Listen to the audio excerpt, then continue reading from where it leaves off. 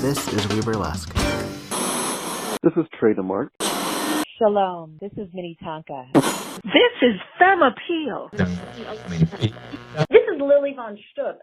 Hello. This is Lux Liquid. Hi, this is Grandma Fun, and you're listening to the WEBurlesque Podcast, Season 6.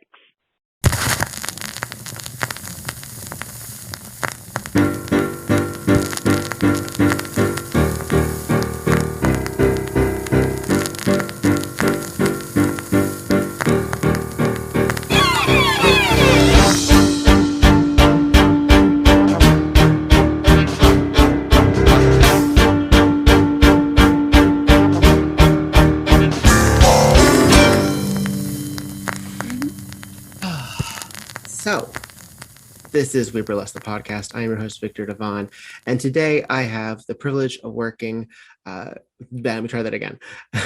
Today I have the privilege of speaking with someone that I've had a chance to work with in Los Angeles since I've moved here. This is the smile that beguiles and the curves that cannot be avoided. This is Mae Lust. Hello.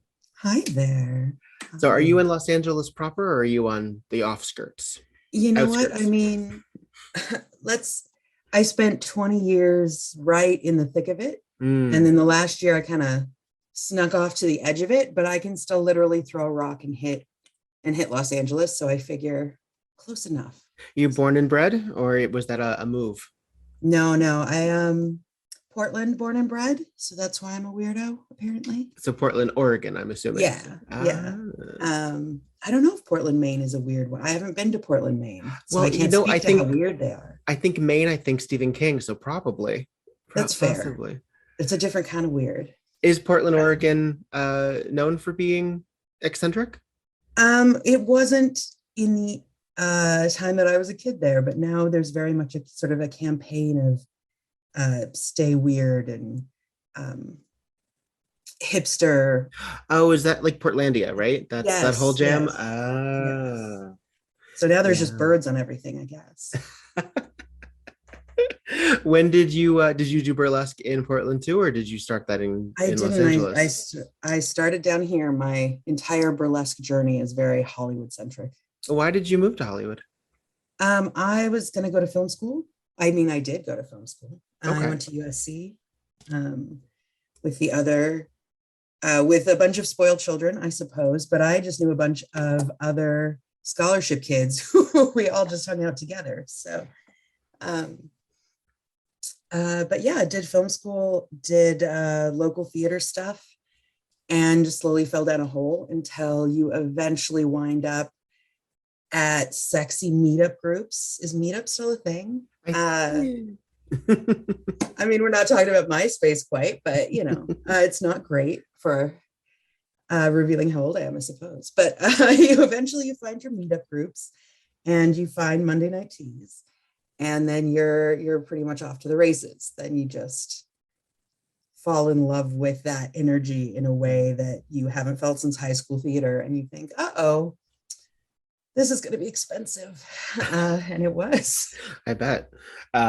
When it comes to the going to film school and that being a path that you took, was that to make films specifically, or was that to just know more about the medium to act in?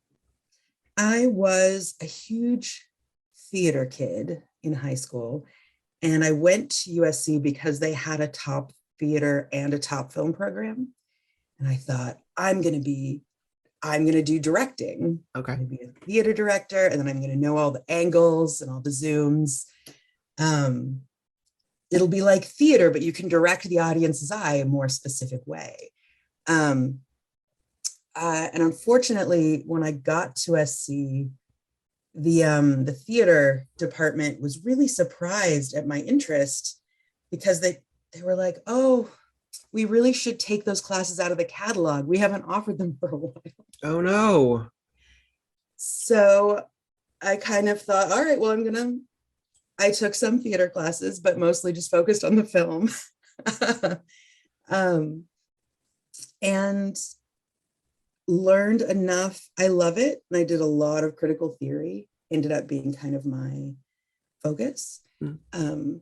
But over the course of production and working now in town for various production companies and startups and things like that over the years, you get industry adjacent. I feel like if you are at all, have that degree at all, it qualifies you to be a secretary or office manager for a small film studio.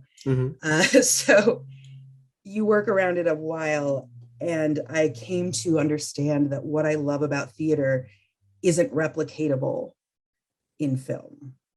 So it wasn't something I wanted to engage with at a deep career level. Sure. I mean, there seems to be so many film actors, particularly those who are successful, the ones who like we know of, started in theater, and a lot of times they'll go back to theater, and they always say there's so much more electricity, I guess, in the air, and just the feeling of live theater, but the commitment of it is such a different beast, and I guess that it's such a different discipline. I think so, yes. And I think there's also for all of the talk about camaraderie on film sets, I think you see it maybe more in television series that go multiple seasons, right? That becomes a kind of almost theatrical troupe, right? That comes back season after season and does a different story. I didn't ever find film sets to be particularly chummy places. I missed the chosen family aspect that I think comes with theater more readily. And I participated in a film to finally understand that the emotional authenticity was not of the actors was not the focus of any film shoot. And that the majority of film shoot, it was much more the technical focus. It's very expensive. We only have one shot to do something very elaborate. And it's very much the exception rather than the rule if the director works with the actors at all, really. Or at the same days. Yeah. On emotional connection, on, running any of it. And it was that sense of direction that really spoke to me. And so it just wasn't, and I thought, all right, no harm, no foul. You can't really, I think, understand that level of it and whether you can roll with it and accept that medium and be a part of that or not. And so I'm grateful to have experienced that. And it enabled me to know that for sure. I think that it shows a side of you to also want to be that director, though, that involved. So if you are someone who wants to be part of the creation process, to sort of go in and sort of feel like, well, I have somewhat free reign, but it's like within this parameter. I may not even be working with my co-stars on the same days because technically they can shoot it a specific way. There are stand-ins, there's stop-start. I bet television's even worse. So I think it shows a great sense of you wanting to also be part of that collaborative side of things too. Would that be fair? I think that would be fair. And I think that for me, so much of the point of art, it's a form of magic. And that it's designed to create, like, elicit and foster empathy. And so creating moments of authentic emotional connection for me is like the large part of what art is for. Whether that be a positive and negative emotion, a confrontational emotion, a seductive emotion, right? That you're trying to create a connection, a live connection in this room of people, where the ability of people's ability to experience empathy is limited, and it's a skill that we grow. And so to be in a room with a bunch of other people experiencing this emotion in this authentic way, I think can actually grow people's ability to experience empathy. And so that is so much more possible in live theater. That's just not something I could get at while working. I couldn't work with people to get to that together. So I agree with you. There's absolutely that collaboration. And it, for me, has to do with kind of creating this magic spell that is connection, that energy ball, right, in theater that you collect from an audience and shape and form and grow. And at the end, you explode it out and give it all back to them, and they leave better than they came in, right? In some way, maybe challenged, maybe upset, right? Mm-hmm. But better for it. What were some of the theater school storylines for you? Did you actually have a chance to direct? Did you have a chance to do any of that? I did. I didn't do any like the big main stage productions. We're talking about USC. They have a very large theater department. But I did, my little black box thing. I was thinking black box. There you go. Yeah. And I made my short films, right? You can't go through that program without making your series of navel gazing student films. They were tiny DV tapes. Of course. That's what I shot on. And that's how I learned to use Avid and a good edit bay and all of those things, which ostensibly, comes in handy now, except that it's long enough ago that none of that tech is relevant. So, well, when you were able to make that transition into really focusing on stage work as opposed to film in particular, how much do you think that you then were able to apply to burlesque? I mean, you are playing a character more often than not. You are putting on angles and you're focusing. What were some of the real key things that you felt that it was a valuable lesson learned? I mean, burlesque is theater. So for me, it's just a theatrical art form. So I understand that for some people it's a dance art form. For me, it's not. I think it's a theatrical art form that involves a lot of dancing some of the time. But also, pouring back to those old roots of it being a parody art form. Mm-hmm. So I'm a big proponent of teaching intro theater concepts to burlesque. If I have a student I work with that doesn't come from a theatrical background, that's definitely where I start. Mm-hmm. And I'm very grateful for when I have a student that already has that background, because we can skip over so much of like, we don't have to teach them stage directions or finding light, blocking, levels. What stage right? What stage left? What's upstage? House left? What? Why is that a different word? Which is fair. You don't know what why would you know that, right? If you weren't barefoot and like 2 a.m. in a high school theater green room, like sewing up Scottish play, toga hem, like it's not a universal human experience, I've come to understand. So, but certainly I think that those are vital. I think they're vital in education burlesque. Mm-hmm. And I certainly know people come to it in different ways, and there's going to be people who come from a different dance background that has its own language. Mm. But I think that helps. I think that, having ballet language helps, that having dance vocabulary helps, that those are the sort of things that create a sense of shared language between you and other performers that helps you interact together. And certainly it helps in a directing standpoint to have some of those things be.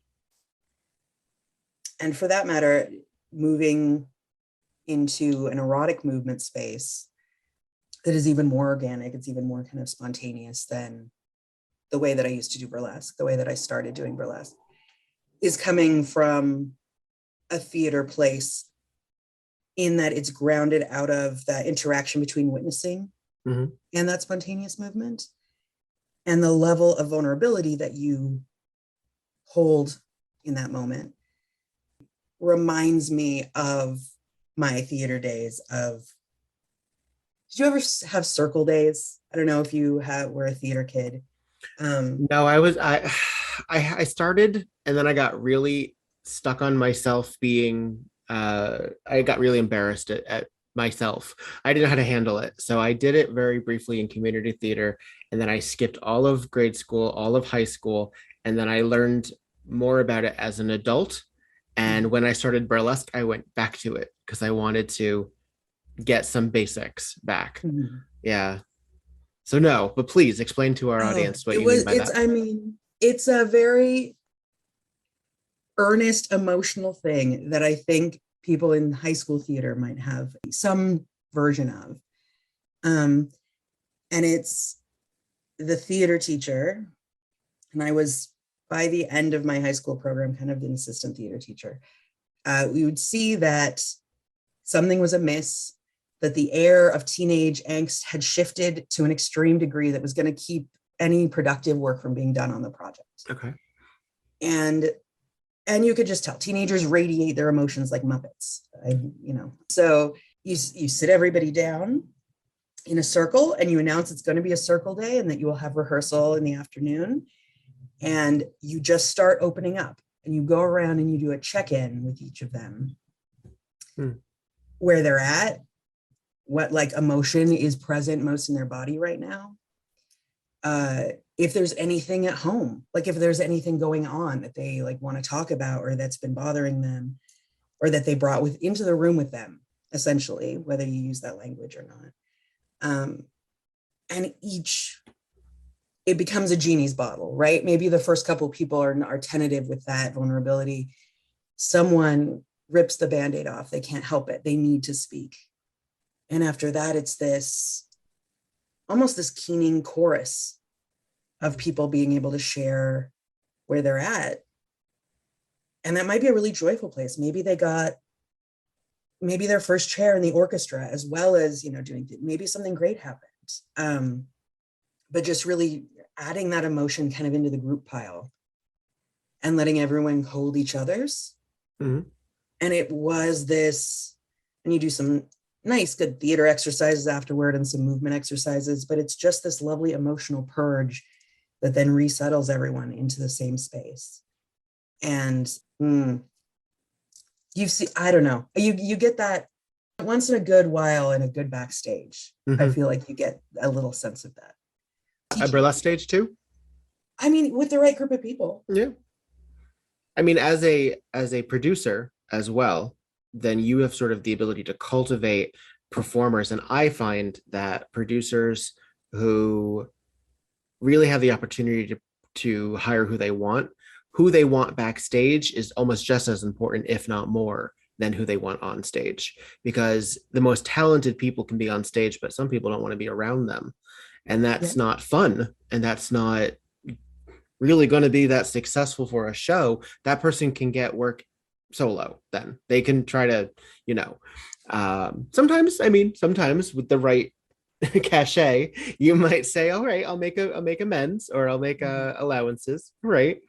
But for the most part, you want someone who will be just as into it backstage and will not upset the system. I think that I've been around a lot of shows in a helping capacity, right? In a not being the lead producer in a project, in which I watched that happen and I watched that compromise happen. Everyone has their very good reasons for doing things. I decided when I had full control over that I wouldn't do that. But I also particularly felt that there's only so much stage time to develop into a level that allows that solo time. Mm-hmm. And so that there's a lot of performers who are marginalized in various ways, who are never given enough stage time to get to the point that certain big stages will take them. Mm-hmm. And so for me, it's this thing of, again, you're right, those people will be fine. Those people will get those other stages. Those people will make their own way. Sometimes those people tour because their reputation out of town is different than their reputation in town. There's all sorts of different, ways to go about it, depending if you're not a super people person. Not everyone is, but I certainly prefer, I have, a series of ragtag projects right now. I don't do giant stage shows at the moment for a couple of reasons, but I feel like if it's going to be ragtag, we're going to be in a small space together. We're going to be a little bit of a Muppet show. Mm-hmm. We're going to be a little bit goofy and imperfect. And I would rather share that with other people who also have a sense of humor about themselves and their work, who also have a sense of humor about show business, quote unquote, right? It's all ridiculous. Yeah. It's all, I mean, serious ridiculous, but I take ridiculous very seriously. Well, like I take the fact that we have been entrusted to be entertaining to an audience, and that's what we're there for. Primarily, that's our number one job when we're there. That doesn't, as I said before, always mean they're going to be pleased, right? That's not the same thing, but they will be entertained. And I find that groups are more entertaining, engaged together when it's a project that everyone seems like they organically believe in. And I certainly think that that plays a role into casting as a producer, certainly, because there's people who show up just to grab the paycheck and go. And there's people who seem like they really think that it's a good idea or it's a neat project. It's promising. They want to be part of it. And it's not even necessarily a difference in effort to a large degree. I mean, promote the damn show, please. Promote the show. Well, do all of it. Bring your things, clean up after yourself. Don't get drunk before you perform. Know your limits, exactly. Even if you are a wallflower and you're a quiet individual, don't be a douche backstage. I know people who are, it's their process to sort of remove themselves. So they'll say, hey, I'm not quite there yet. Because they're, we all have a different real life that we come from. So you don't know what they just came in from. Like if it was a work day or if it's a home life or what have you, as you said, there's not really an opportunity to circle in that regard. And it's not everyone's business per se. But everyone has their own moment. So I know some folk where I will check in with them, make sure as a producer or as a co-star, make sure everything's cool. And then I will not talk to them until after the show has begun, only because I know that it takes that time to get into the mood, really. Absolutely. And I don't think quietness is ever, automatically a sign of disengagement or right. You can tell when someone's quiet versus frosty. You can tell. You can. Yeah. Yes, you can. And I feel like sometimes performers don't think that people can, and people can. Yeah. Well, and that also, that adds, we're all, riddled with anxiety for any number of reasons, not the least of which the show that is impending. But I know a number of people who will try to overcorrect it. I get it. It's all good. I just think we need to be a little bit more kind and understanding. And also, a lot of times we're just getting into these venues that we've never been in before. And we don't know what's going on or where we're coming from, where we're entering from, where we're getting dressed.